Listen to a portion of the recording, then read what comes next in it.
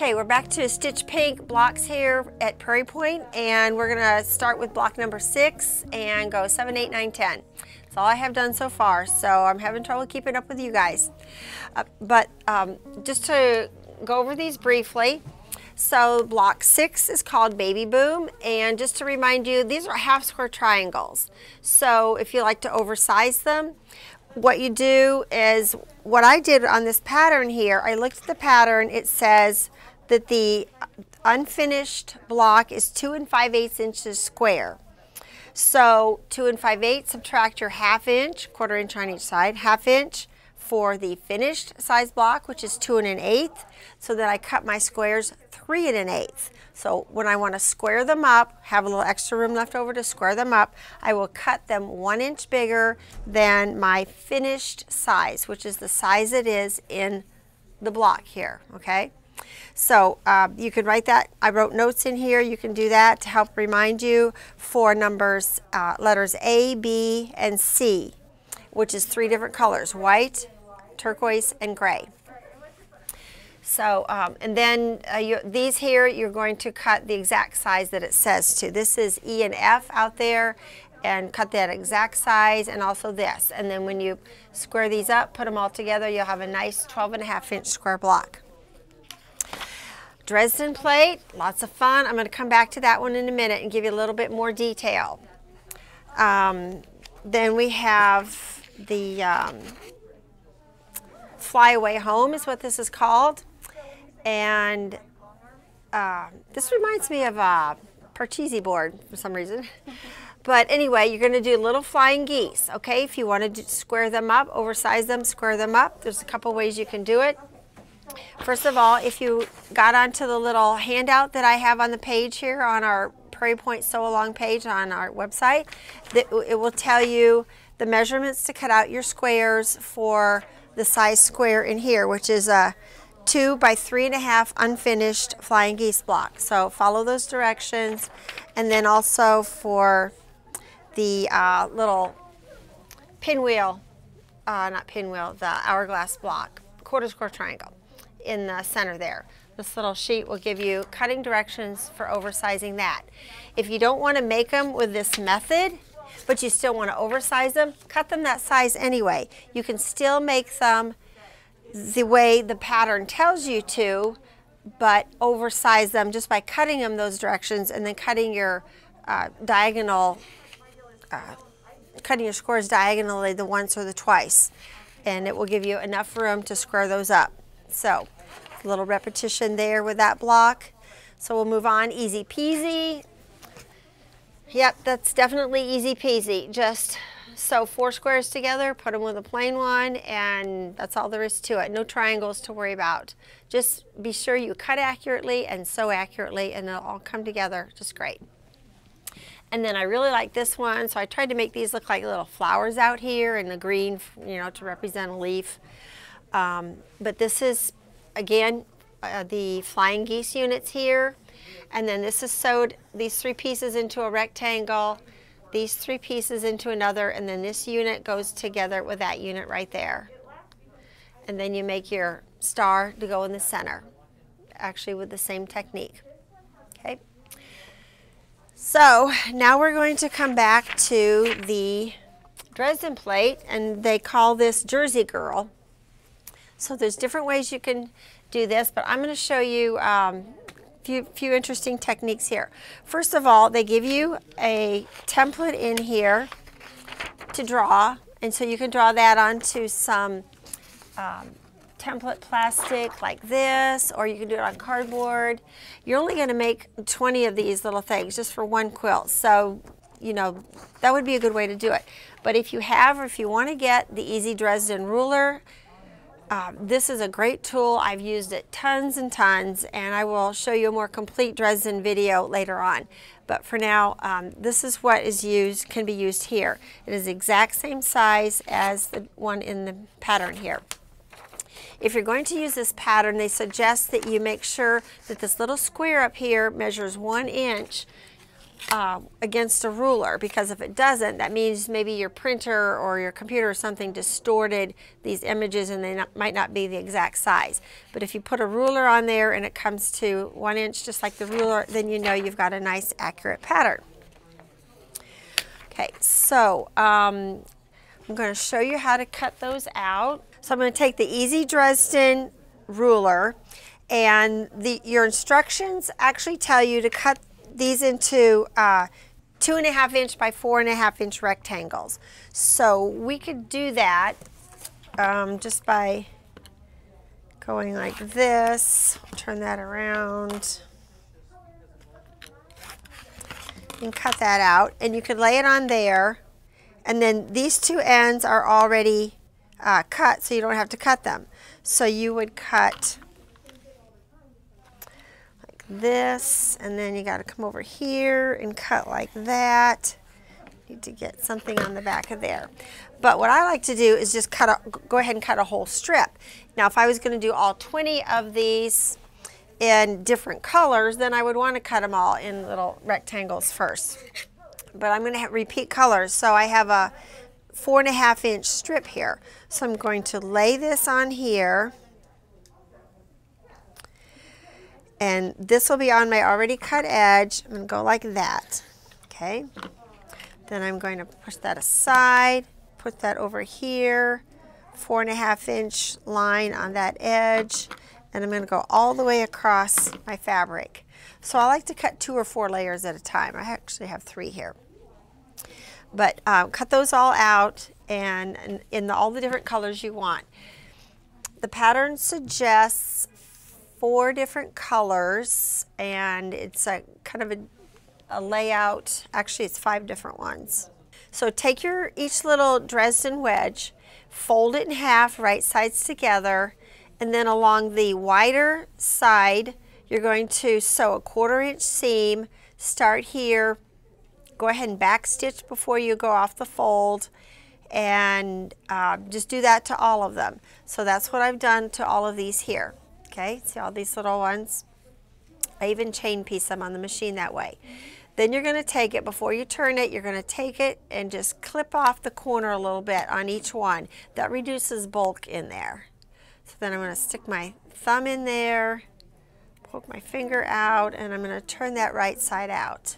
And you like to get a nice crisp little point on there. So something like this purple thing will get it in there. You're going to take that over to the iron and press it down. You want your seam right down the middle, so it doesn't have a different size folded edge on one side than it does on the other. You want it right down the middle, and that's what I've done to all these little pieces here.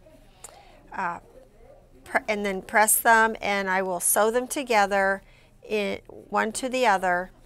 And for this particular pattern, I decided to use 5 colors and just sew each one together into 5. So I'm going to have 4 sections of 5.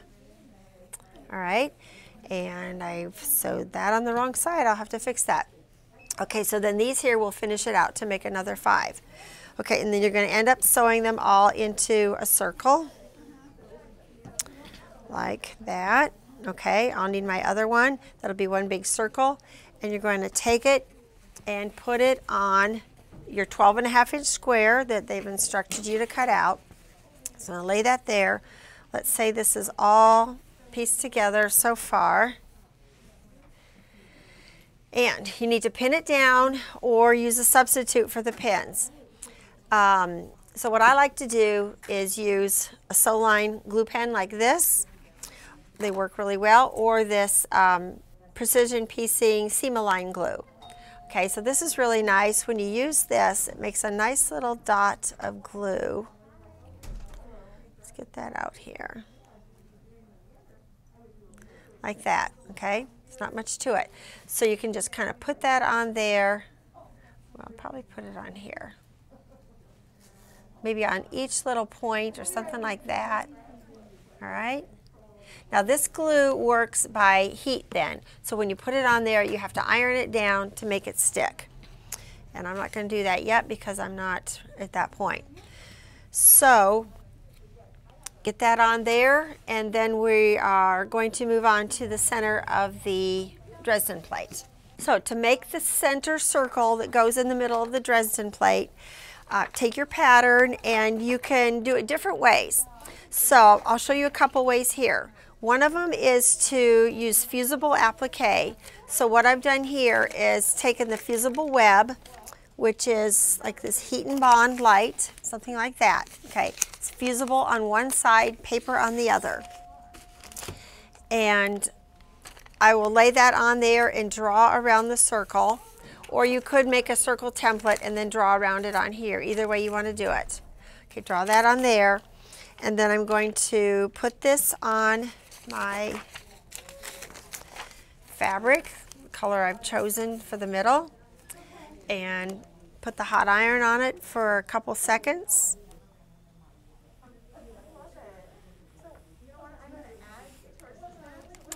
And we'll give that a few more seconds to cool off, and we will cut it out. Okay, so I'm going to cut out here. And sometimes it's hard to cut out a perfect circle, so, or to draw a perfect circle. So if you have something round, like a cap to a container, a coffee mug, or something that's perfectly round and you want to use it, if it's the same size as that, you can do that. One thing about the template here is they say that use the outside line if you're going to do a method where you turn under the edge and bring it in. Use the inside line if you're going to do the fusible, or use that as your very outside edge. I have found that that wasn't quite big enough when I made one. It didn't fit on there. So I went ahead and went to the outside one, or you could go somewhere in between. The way you make your Dresden block, you might not need to do that. Your center circle area might come closer together, so you don't need to do that. But I found I needed to. Okay, so now that this is cooled, I'm going to remove the fusible, take it off of here, and then that will go in the center of my block. So let's say this isn't finished yet. I'm going to lay it right there and fuse it on there, and then I went through with a blanket or a buttonhole stitch on the sewing machine and stitched it down. So that's your raw edge decorative applique. It's one method. The other method you can use, and they suggested it in the pattern there, is to take something like fusible interfacing, and that would be this shear weight fusible interfacing. Works really well, and it's just a Pellon product. It's fusible on one side, but it's fabric. It's not a tearaway paper. Okay, so what I did was to draw a circle onto here, and then I cut that out and placed it onto my yellow piece with the fusible side facing the yellow. All right, the fusible side's facing the yellow.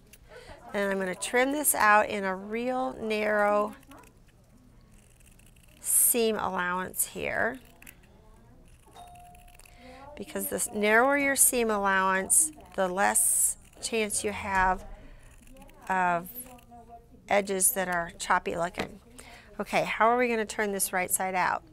What I'm going to do is pull this part a bit here, snip that interfacing like that, and then I'm going to turn this gently right side out.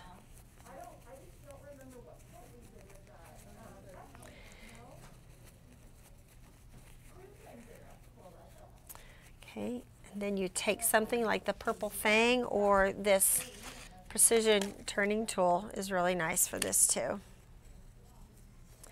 And then poke that out, because my fingers can't do quite a smooth enough job. Okay, when I sewed this around here, I used a smaller stitch on my sewing machine, because that'll help you to also get a smoother turn around there.